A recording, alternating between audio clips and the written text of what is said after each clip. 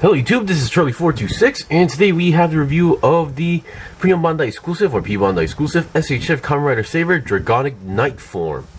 So I'm just going to say this right off the bat. Now, Kamen Rider Saber in the series, he does have multiple forms, but I think this is the best looking form out there. Now, this is my #1 form. Now, I guess if I had to choose a second form, it would be either the Elemental Dragon or the Primitive Dragon form. But either way, those forms don't have a SHF yet, and if they do, I'm willing to try it out. Alright, so there's actually has been a lot of changes regarding this figure, so I'm really impressed. I love the looks, I love the design, and it does not have any of the issues that the previous base form had, so I'm really happy with that. So first of all, let's go over with the components right off the bat. So first of all, what you get, of course, is obviously the rider himself in his Dragonic Knight form. Now, hand-wise, you only get one fist hand for the right hand, because on the left arm there is this extra weapon, which I totally forgot the name about it, but still, he barely uses it, so yeah, I don't think it really matters at this point. But yeah, because of the nature of that weapon over there, he cannot really make a fist hand with that on his arm. And here is the rest of his accessories. So, #1, we get some extra hands. So once we have a fully open hand for the left arm, and then we have 3 more hands for the right arm, hand. So #1, we get the multi-purpose hand. This is pretty much meant for holding the sword. We have these 2 open style hands. One is a much more claw-edge looking hand, pose-wise, and then the other one is your typical general semi-open hand here. So personally, I don't really find myself using these 2 hands, because most of the time it's always this hand, because I have to hold the sword on the figure. So yeah.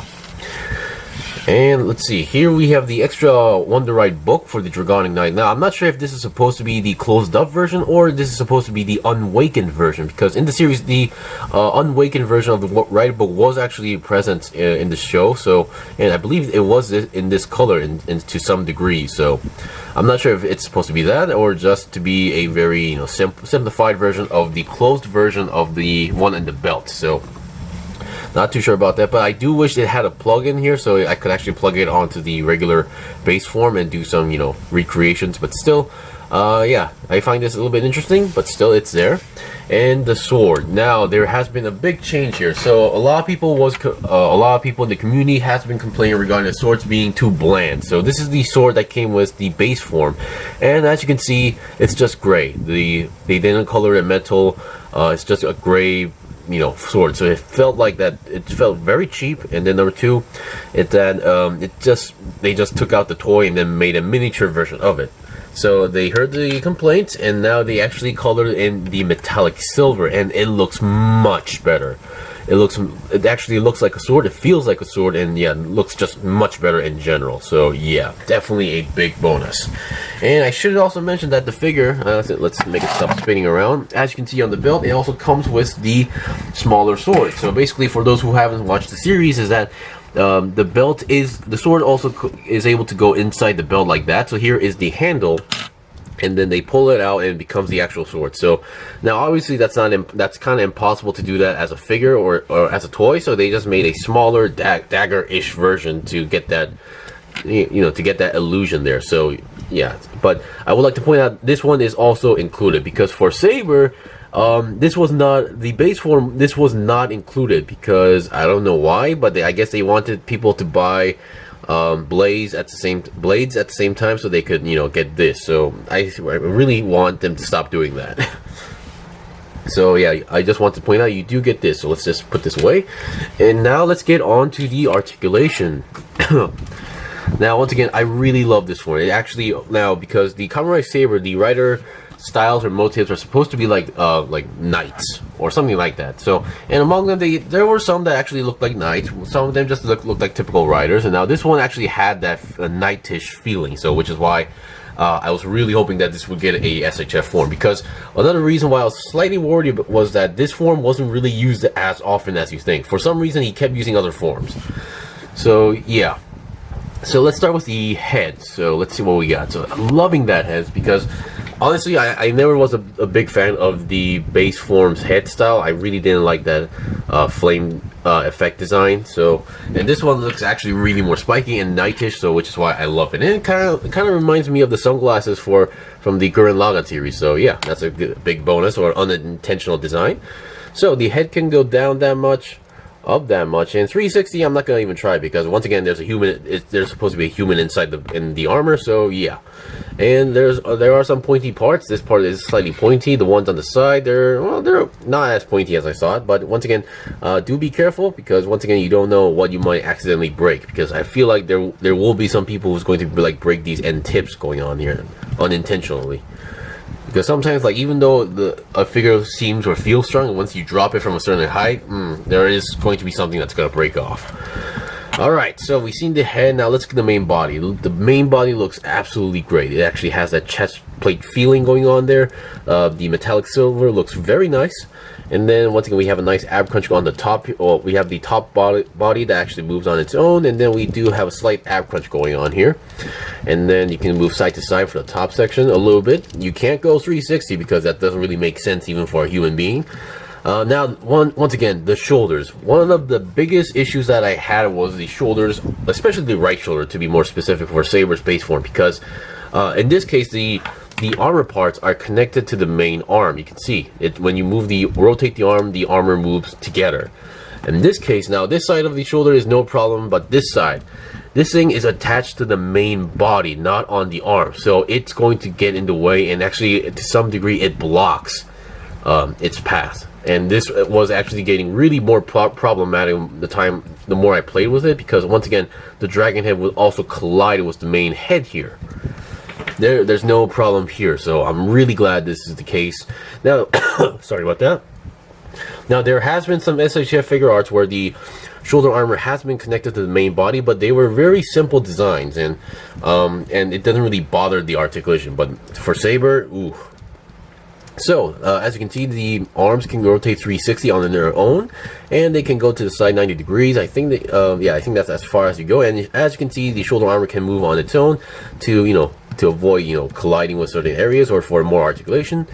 Obviously, 360 on the arm is still possible, and we get the typical bend of an SHF figure. And here is that extra weapon, which the name I forgot, but still, it's a nice detail. And because there's this handle always popping out, which is why it's kind of impossible to have a fist hand for this side of the arm. Of course, it is detachable. I would like to point that out. You are able to detach it, so of course you're going to be left with that hole there. So, and the other arm doesn't have it, so you're pretty much stuck with that. Let me just take this off for now. And yeah, you can open up the mouth. Of course, there's no really plugging section right over here, but of course I think on one of the promo pictures, were among the older ones, that they kept mentioning that like you could do this or something like that. This is the way how you're supposed to like scan or read like Wonder Right books with this weapon. But yeah, there's no plugging mechanism. If there was, that would have been very impressive, but since there isn't, oh well. But yeah, you are able to open the mouth, and yeah, it's a pretty small detail. And let's see, we've seen the arms, and now the hands are your typical SHF style hands, similar to Robot Damacy, where the ball joint is on the arm and the hands have the hole. And let's see, on this side of the belt we have a Wonder Right book closed up version. Once again, I am kind of a big sucker, but once again, I do wish there was a specific hand that could hold this, and you are able to pull this out. Now, I'm not sure if I'm supposed to be able to pull it out, because there was a time where I was able to pull out this thing, and people were freaked out because it wasn't meant to be pulled out. And once again, I am able to plug it back in. So yeah, but once again, this is not exactly the same size as the Wonder Right book. A closed up version. It's a more skinnier version on the bottom section, so it's not exactly one-to-one scale. So, or I mean, it's not exactly the perfect size. So, kind of a shame. So that's sad. And once again, this side you really have no use for this section. All right, now let's look at the legs. Now, once again, we still have this lower cape thing going on here. I think that's connected to the main belt, or either inside the main body. I'm always kind of curious like where these parts are exactly connected and how they're connected, but still, it's okay. We got this time we got both sides, and definitely looking very nice, especially with that metallic silver and red combination. Definitely has that knight or like cape feeling going on properly, because I believe Saber's base form only had it on one side, which, you know, it might have felt a little bit awkward to some people. But once again, there is a downside to this where it does make moving or controlling the legs slightly difficult. So you still have a side swivel, but once again, it's a very stiff connection. And then going to the side, not even an option, because once again, in this case, it's mostly because of the leg armor design. The side design here is just a little bit too big, and there's a lot of parts colliding each other.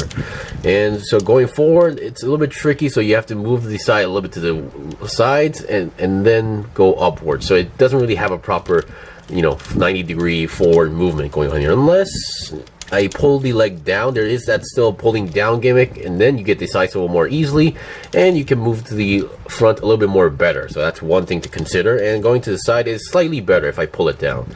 Now, I'm not the biggest fan of this gimmick here usually, but in this case, I'll say it's acceptable at this point.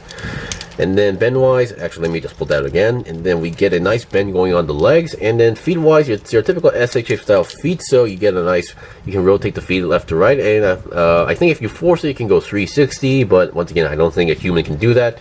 And then you have a nice pivot going on there, and a nice, once again, give me a moment, the toe bend is a little bit stiff here. There we go, we get a nice toe bend. Now, I usually don't use toe bends, which is why mine they're barely used, and sometimes they're kind of stiff, so yeah.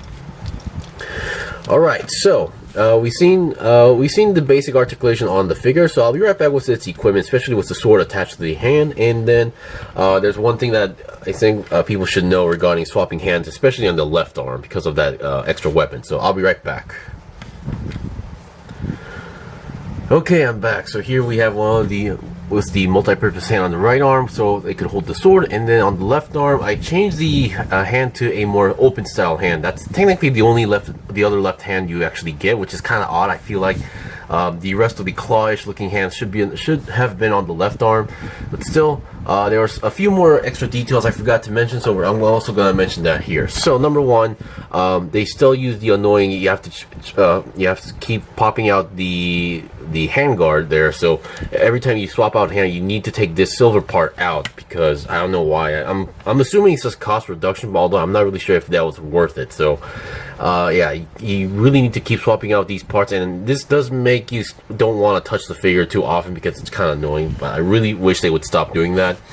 Number two, now swapping out the left hand might be tricky. Now technically there is like two ways. Number one, you can kind of force, so number one, as you can see, this thing does not actually pop out from the hands because the fingers is blocking away. Now number one, you can actually kind of force to like fold up the fingers and then pull it out now, but you could do that, but in the long run you might actually damage the figure's fingers. So what you can also do is that, oops, so number one, so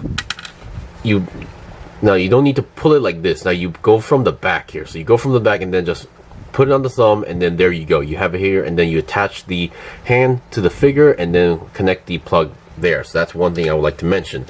I'm not going to reattach that, so let's just move it like that. And then one more thing I guess I should mention about the Wonder Ride book. So let's see, now it still uses the same one plug like the Saber's base form. Let me just put it on the back. So the Wonder Ride book, they did a pretty good job on the detail here.